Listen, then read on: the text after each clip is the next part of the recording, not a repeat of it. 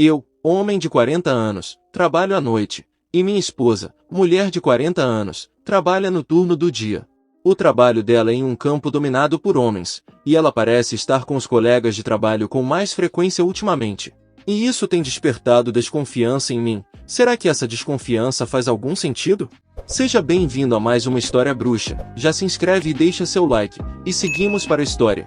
Também tem funcionárias mulheres onde ela trabalha, no escritório, nas salas de apoios e tal. Estamos ambos na casa dos 40 anos e estamos juntos desde os 17 anos. Ela só começou a ter uma carreira nos últimos anos, então se ela tiver um relacionamento no ambiente de trabalho vai ser uma coisa recente. Ultimamente, ela tem saído com suas colegas de trabalho depois do expediente muitas noites. Ela sai do trabalho por volta das 17 horas e não chega em casa até cerca de 19 horas ou 20 horas. Uma ou duas vezes, ela não voltou para casa até de manhã porque se embebedou com elas e dormiu por lá. Achei isso estranho porque ela é muito responsável e geralmente não perde o controle em situações sociais, mas nesse ponto, eu não estava muito preocupado. Na noite passada, eu não estava escalado para trabalhar, então fui para a cama em um horário normal, e acordei com a luz do celular dela na minha cara às 3 horas da manhã. Não consegui ver se ela estava enviando mensagens ou navegando na internet, mas ela não tentou esconder o visor de mim, então provavelmente era algo inocente. Depois, ela se levantou e começou a se preparar para o trabalho. O turno dela começa às 8 horas e ela não precisa sair antes das 7 horas, mas ela parecia apressada e era muito cedo. Eu disse que achava que o turno dela só começava às 8 e ela concordou, mas disse que iria caminhar com suas colegas de trabalho antes do expediente. Ela é mecânica de motores a diesel e usa uniforme no trabalho, mas parecia estar mais arrumada do que o esperado para uma caminhada ou para o trabalho. Não estava muito arrumada, mas sim, ela saiu de casa por volta das 4 horas da manhã e provavelmente chegaria na casa da amiga por volta das 4h30. Ainda estava muito escuro e chovendo, com uma garoa fina e cerca de 7 graus Celsius. Ninguém tem capa de chuva no Arizona, então as condições não eram as melhores para uma caminhada. Ela dirige uma caminhonete e eu dirijo um carro, então mandei uma mensagem por volta das 5 horas perguntando se eu poderia pegar a caminhonete para levar algumas coisas ao lixão. Ela não respondeu, então 15 minutos depois, liguei para perguntar o que estava acontecendo. Ela disse que ainda estavam na caminhada, mas que eu poderia ir ao trabalho dela assim que ela chegasse lá para pegar ela. Se não fosse pela chuva, eu teria achado uma boa oportunidade para ver se o cabelo dela estava molhado de um segundo banho. Meu cérebro funciona de forma um pouco diferente da maioria e eu sou ruim em interpretar sinais sociais. Mas será que estou pensando demais nisso e tentando fazer parecer que ela está me traindo ou ela está mesmo? Atualização. Confrontei ela pedindo para ver o celular. Ela tentou mudar a situação e pediu o meu celular, então eu entreguei a ela junto com a senha. Eu não tinha nada a esconder, afinal, nem tenho tempo para encontrar outras pessoas. Olhei as mensagens dela e a conversa que eu queria ver estava convenientemente ausente. Então, digitei algumas palavras-chave que ela poderia usar para se referir a um suposto amante e apareceu uma conversa com um rapaz. Entreguei o telefone a ela e disse que queria ver as mensagens com ele.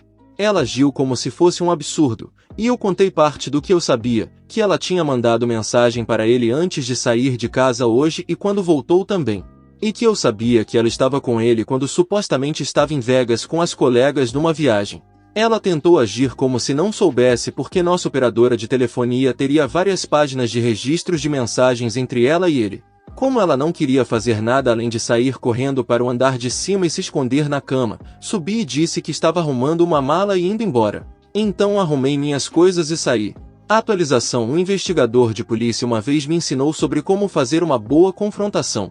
A primeira coisa que ele me disse foi que, em crimes pequenos, que não sejam homicídios, o culpado raramente confessa, e mesmo quando faz, omite muita informação. Então, mesmo que seu parceiro admita um momento de fraqueza de uma noite, eles não contarão sobre os 6 meses de traição regular. Portanto, esqueça de obter uma confissão.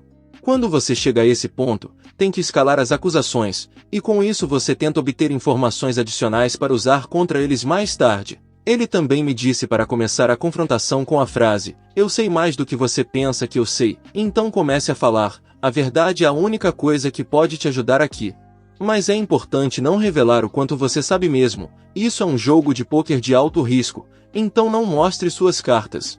Ele também disse que, mesmo que você vá procurar no celular dela algo incriminador, espere não encontrar nada. Está ou extremamente bem escondido ou já foi deletado, a menos que sejam realmente estúpidos. Os culpados escondem suas evidências em antecipação ao dia em que a confrontação chegar. O que você precisa é provar que as mensagens e os registros de chamadas estão faltando. Veja, você deve estar baixando os registros de mensagens e chamadas do seu provedor de serviços e estar familiarizado com as datas e horários em que não houve mensagens para a pessoa. Isso provavelmente coincide com uma ausência de informação e serve como um ótimo argumento. Lembre-se, você quer que eles acreditem que você sabe, mas sem revelar o quão limitada é a sua informação, porque raramente você terá provas deles no ato. Na confrontação, peça o celular deles. Eles vão protestar e exigir ver o seu celular, fazendo acusações semelhantes. Como esperado, minha esposa fez isso, dizendo: "Eu nem sei sua senha, você não me conta." Lembre-se de que o culpado teme ser descoberto, então eles estarão mais preocupados com o que você está fazendo com o celular deles do que em vasculhar o seu celular. Observe o nível de interesse deles em encontrar informações comprometedoras sobre você. Minha esposa mal rolou a lista de mensagens e nem chegou a olhar as fotos, onde muitos homens guardam coisas. Ela estava olhando para o celular na minha mão enquanto eu rolava pelas mensagens, e ficava dizendo: "Eu não sei o que você pensa que estou fazendo." Então fui ao ícone do telefone, digitei o número dele e pressionei o ícone de mensagens, e nenhuma mensagem. Grande surpresa, certo? Voltei ao contato dele e mostrei para ela, dizendo: "Cadê as mensagens dele?" Ela respondeu: "Nós nunca conversamos." Eu disse que era mentira e falei que, só no último mês, ela havia trocado mais de 900 mensagens com ele, e perguntei onde estavam. Ela agiu de forma incrédula, mas sabia que esse número provavelmente era bastante preciso. Ela admitiu ter deletado as mensagens, uma verdade parcial, porque estavam falando sobre como ela queria o divórcio, mas não estava pronta para me contar ainda. Não dê muitos detalhes. Como quão longe você suspeita que isso vem acontecendo, você pode dar um pouco para adicionar credibilidade à ideia de que você já sabe de tudo. Saber quantas mensagens exatamente eles trocaram ajudou porque era um fato concreto e irrefutável e passou a mensagem de que eu não estava mentindo quando disse que sabia das coisas. O que disse acima é como os culpados agem. Veja, os culpados temem ser descobertos, eles irão desviar, mudar de assunto e tal. Espere que eles lhe digam para onde foram, mas lembre-se de quanto eles contam. Se os detalhes forem vagos e evasivos, continue pressionando por mais informações. Muitas mentiras são apenas minimamente planejadas. Eles podem até ser capazes de te contar que foram ao bar com os amigos, mas não terão muitos detalhes, como quem quase levou um soco ou quem queria jogar dardos e coisas normais de uma saída com amigos. Uma pessoa fiel contará voluntariamente sobre a noite divertida que teve com os amigos, mas a culpada vai querer saber por que você continua perguntando. Como eu disse, eles já sabem que a confrontação está chegando, então já estão planejando sua resposta. Eles estão pensando consigo mesmos. Como uma pessoa inocente lidaria com isso? Isso inclui até chamar uma leve atenção para si mesmos. Minha filha ligou para minha esposa e a acusou primeiro. Minha esposa então me contou sobre a confrontação. 2 razões. Ela precisava falar comigo primeiro para conduzir a conversa caso minha filha me ligasse, mas também porque o culpado pensa que, se expor um pouco, aquela tensão vai embora. Eu fui estúpido e deveria ter perguntado por que nossa filha pensava isso, o que exatamente ela disse e tal. Eu deveria até ter ligado para minha filha para saber antes das coisas que elas conversaram. Como uma pessoa inocente responderia se estivesse falando com você sobre as acusações de outra pessoa contra ele? Provavelmente, ele acolheria a oportunidade de dar explicações não solicitadas em detalhes, porque tem a consciência limpa. Agora pense em como uma pessoa inocente lida com a confrontação. Ela provavelmente ficaria irritada que você quer ver o celular deles, porque ainda há uma expectativa de um pequeno nível de privacidade pessoal. Eles ainda entregariam o celular sem muita briga, e ficariam mais confusos do que qualquer outra coisa. Os inocentes não tentam enganar e certamente não ensaiam. Também se lembre disso, as melhores mentiras têm um pouco de verdade misturadas. Minha esposa disse que foi a uma loja de tatuagens para escolher alguma que gostasse para fazer. Ela alegou que estava sozinha na loja fazendo esboços com o tatuador, mas não voltou para casa com nenhum esboço, não tirou nenhuma foto deles e tinha poucos detalhes sobre as imagens. Ela me mostrou fotos online do que queria, mas não relacionou com nenhum esboço que viu na loja. A hora que ela tinha marcado com o tatuador era às 13 horas, mas ela saiu de casa às 11 horas e 30 e precisaria de apenas 45 minutos para chegar lá. Ela voltou para casa por volta das 18 horas. Agora, acredito que ela foi à loja de tatuagem naquele dia, mas acredito que ela foi primeiro à casa dele. Eles devem ter ido juntos até a loja, pegaram um cartão de marcação para outro dia, talvez para usar como um álibi no futuro. Almoçaram juntos e depois voltaram para a casa dele para um encontro, e então ela voltou para casa. Foi naquela noite que a confrontei. Portanto, não espere que, só porque eles podem provar onde estavam, eles possam justificar todo o tempo com facilidade. Ela disse que o trânsito estava muito ruim, mas não deu detalhes sobre o acidente, como um Honda azul que capotou, por exemplo. Ela também disse que foi ao Home Depot procurar alguns anéis para uma cinta de elevação, mas não os encontrou. Há mais coisas que ele me ensinou, mas não consigo me lembrar de todas. Trarei atualizações se lembrar.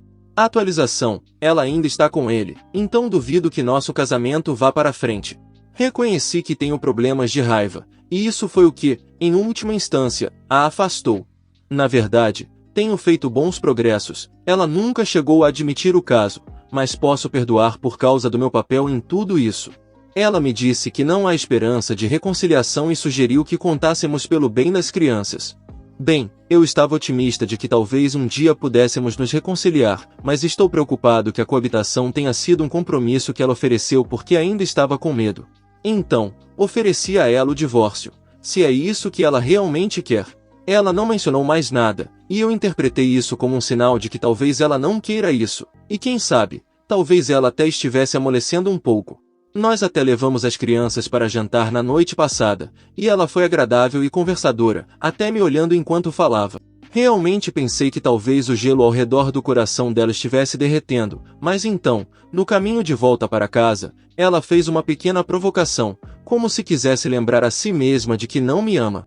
E assim, esta manhã ela tinha ido embora. Eu sabia onde ela estava, mas ela não sabia que eu sabia onde ele mora. Eu tirei fotos do caminhão dela na garagem de reboque dele em um dia que segui ela. Eu não sei por que me dei ao trabalho, talvez para medir as emoções dela.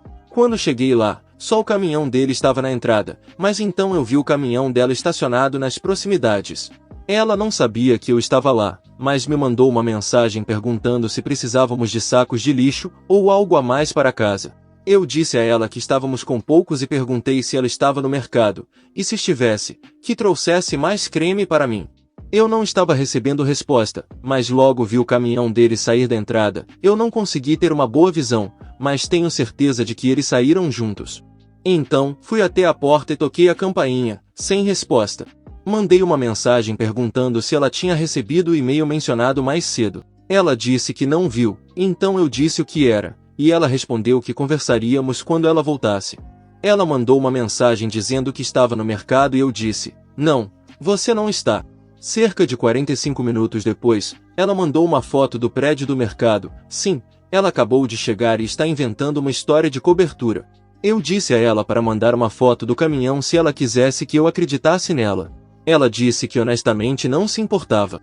Eu respondi, você é uma boa pessoa. E sei que está tentando me poupar de sofrer ainda mais, ou talvez tenha medo de mim, e sinto muito por isso, as mentiras machucam mais do que a verdade neste ponto. Ela me enviou uma selfie dela no mercado, a qual eu não respondi. Estou realmente em conflito porque constantemente saio de casa e deixo ela e as crianças. Não quero fazer isso de novo, mas, neste ponto, estou pronto para seguir em frente. Mas ficar significa viver com alguém que amo e que perpetua uma mentira, seja para me proteger ou porque tem medo de como vou reagir. Nada disso é saudável.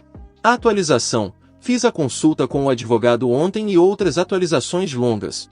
Meu terapeuta me convenceu a não tomar decisões precipitadas enquanto minhas emoções estão à flor da pele, então segui o conselho dele e esperei. Minha esposa e eu estamos coabitando pelas crianças. Sim, sou um trouxa que está pagando o teto da minha futura ex-esposa enquanto ela está por aí com esse cara. Ela tem um grupo de conversa separado com as crianças e diz coisas como estar com Maria tomando drinks. Claro, às 4 da manhã, e ela precisa estar no trabalho em algumas horas, e os bares não estão abertos. Meu filho mais novo, que é autista de alto funcionamento, pesquisa coisas como quando os bares estão abertos ou quando a academia está aberta, então eles estão pegando ela nas mentiras. Ela pode mentir para mim o quanto quiser, mas está ferrando com as crianças agora. Bem, depois de algumas boas noites de sono, não estou mais perdendo sono por causa dela. Fiz a consulta com o advogado e ele disse que, com um tempo igual, a pensão alimentícia seria de apenas $42 por mês. Minha esposa não quer vender a casa da família, mas ela não conseguiria comprar a minha parte e não poderia pagar sozinha. O advogado disse que, se eu quiser vender a casa será vendida, então estou em uma posição de poder aqui. Eu tenho muito mais economias do que ela, então isso está em risco de divisão igual. No entanto, algumas dessas coisas, como os $400 mil e as ações da empresa, ainda não foram investidas, e o advogado disse que isso é um ponto válido para não poder reivindicá-las. Ela disse que eu poderia proteger tudo isso usando a casa como alavanca.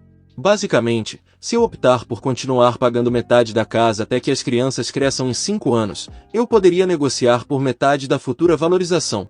E usando isso como uma concessão, poderia proteger minhas economias. Essencialmente, seria uma transação imobiliária nesse ponto. Quanto à minha vida pessoal, eu cedi sob pressão de muitas noites sem dormir e do desejo de acabar com o luto e tentei reconciliar com minha esposa.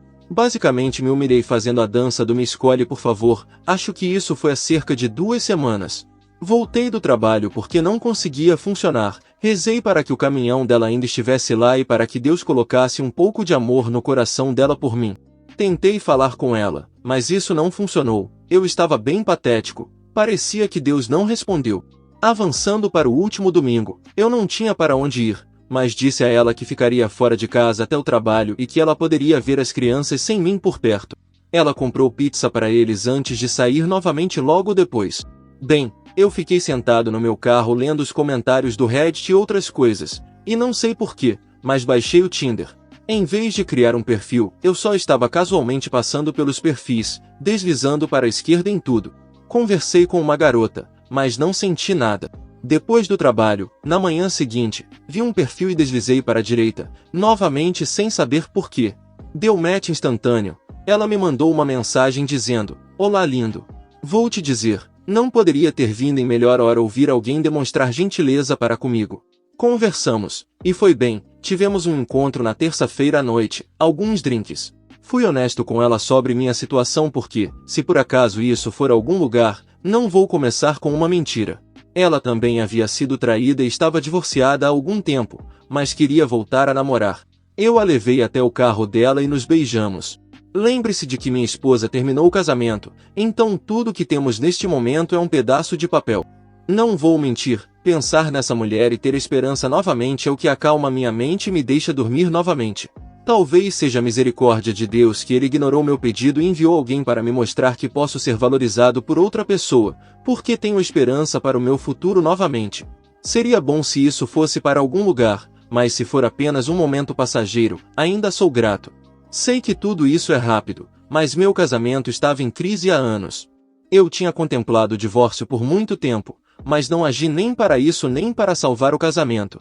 O caso dela foi o catalisador final para acabar com tudo, e talvez precisasse acontecer porque nenhum de nós estava feliz e nenhum de nós iria terminar isso naquele ponto.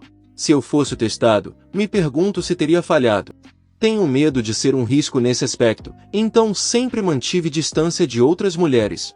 Atualização: paguei o adiantamento hoje, sim, coloquei o divórcio em andamento agora. A coabitação parece que vai acabar em breve. Meu filho mais velho, 23 anos, e eu vamos dividir uma casa. Ele não está falando com a mãe no momento por causa da traição dela. Estou tentando vender a casa e obter minha parte na valorização. O problema para ela é que ela não pode pagar as prestações e não vai receber o suficiente do divórcio para me comprar. Isso me custou $2.500, mas valeu a pena. Operar no mercado financeiro é meu hobby, e sou muito bom nisso. Agora vou ter mais dinheiro para executar negociações maiores. Além disso, sempre quis um Fiat Spider conversível de 1979 e nunca pude justificar isso como um homem casado responsável. Agora, não preciso mais, então, quando tudo isso terminar, vou estar dirigindo o carro que eu queria há muito tempo. Quando saí do escritório do advogado hoje, fiquei me perguntando se ela vai explodir quando receber os papéis e ver que estou pressionando a venda da casa. O mais idiota é que nós dois sairíamos com dinheiro suficiente para conseguir nossas próprias casas, e ela pode mudar ele para a casa dela, e eu posso fazer minhas próprias coisas também. Atualização: a esposa infiel está devolvendo o caminhão dela para o banco. Ela tem tentado me mandar mensagens casuais, mas eu tenho sido muito bom em manter o silêncio e ignorar as mensagens dela. No outro dia me perguntou quando eu voltaria para casa, já que estamos coabitando em quartos separados, e até disse para eu me divertir no parque aquático amanhã, onde eu estava levando as crianças. A propósito, pais, parques aquáticos são o lugar central das mães solteiras divorciadas. Bem, hoje ela me mandou uma mensagem dizendo que vai devolver o caminhão dela, um Ram 2019 com uma prestação de $730, então o mais velho dela vai ter que parar de usar o carro velho já quitado. Tenho que admitir que é bom ver ela tendo que fazer sacrifícios por suas ações. Também tive uma longa conversa com minha irmã. Segundo ela, o cara com quem minha esposa está já teve 4 casamentos fracassados. Ela acha que ele se aproveita das mulheres, gasta o dinheiro delas. Eu disse à minha irmã que, nesse caso, espero que ele a incentive a resolver o divórcio rapidamente. Também disse que espero que eles não se separem até eu ter os papéis assinados e ter seguido em frente. Edição: ela está planejando devolver o caminhão porque planeja refinanciar a casa e não pode quitar o caminhão e ainda conseguir pagar o novo valor do empréstimo. Isso se encaixa no meu plano, que era sair da casa. Ela sabia que eu estava procurando outro lugar e não pretendia ficar e pagar metade das contas enquanto ela está por aí se divertindo. Eu disse a ela que meu plano era que ela ficasse com a casa, mas eu precisava receber minha parte. Tenho muitos outros ativos líquidos dos quais ela teria que abrir mão para me pagar. Ela ainda ficaria sem dinheiro, mas o valor, embora grande, é trivial para mim, pois vejo como um custo potencial de uma saída rápida. Quero resolver isso enquanto ela ainda está sendo amigável. Tempo e distância fazem as pessoas não valorizarem divisões equitativas. Ela não ficou muito feliz por não receber nenhuma parte dos ativos líquidos, mas eu disse a ela que ela teria 100% da casa e poderia fazer o que quisesse com ela, inclusive ficar lá até que as crianças cresçam ou até mesmo mudar o namorado para lá. Atualização: amanhã eu recebo minha nova casa e assino as declarações juramentadas com meu advogado. Atualização: mudei de turno no trabalho para poder levar e buscar as crianças na escola mais facilmente. Pego as chaves e me mudo amanhã. Posso me dar ao luxo de recomeçar porque sempre fui o mais estável financeiramente. Também preciso me encontrar com meu advogado para assinar as declarações para os papéis do divórcio. Minha futura ex-esposa e eu temos um acordo por e-mail, e o advogado vai modelar os documentos de acordo. Então, com sorte, teremos tudo assinado e só precisaremos esperar o período de espera. É bem possível que o decreto saia no final de junho ou começo de julho. Estou recebendo um pouco menos da metade, mas se minha sanidade tiver um preço mais alto, que assim seja. No que diz respeito a relacionamentos, ela quebrou meu coração, mas não vai tirar isso de mim. Existe uma garota por aí, em algum lugar, a quem eu vou confiar meu coração, mesmo que isso signifique ser vulnerável novamente. Atualização: seguindo em frente, riscando coisas da minha lista de desejos e viajando para o exterior em algumas horas. Tirei o mês de julho de folga do trabalho e vou para a Tailândia. Quando a futura ex-esposa me manda uma mensagem, respondo quando tenho vontade, às vezes demoro dias. O divórcio ainda está sendo resolvido, as finanças e os bens já estão todos resolvidos, só falta resolver a custódia e a pensão alimentícia. Meu advogado disse que a proposta dela era ridícula e que nenhum juiz a aceitaria, então, em vez de emendá-la, vamos começar com a nossa própria proposta. A minha começa com o fato de que as crianças já têm idade suficiente para decidir por si mesmas, e eu tenho uma casa a uma curta distância da dela. Ela mudou o namorado para casa logo depois que me mudei, mas isso não me afeta, na verdade, é quase cômico como é clichê. Quanto à viagem, sim, há uma garota envolvida, ela conhece minhas circunstâncias, converso com ela o tempo todo online.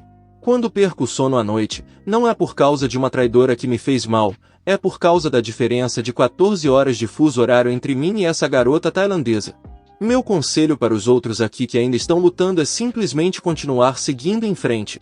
A atualização: meu divórcio foi finalizado. A custódia e a pensão alimentícia não foram tão bem quanto eu esperava, mas eu sabia que o melhor cenário era apenas isso, um melhor cenário. Consegui que ela concordasse em deixar metade da pensão alimentícia ir para os planos de poupança universitária para os meninos.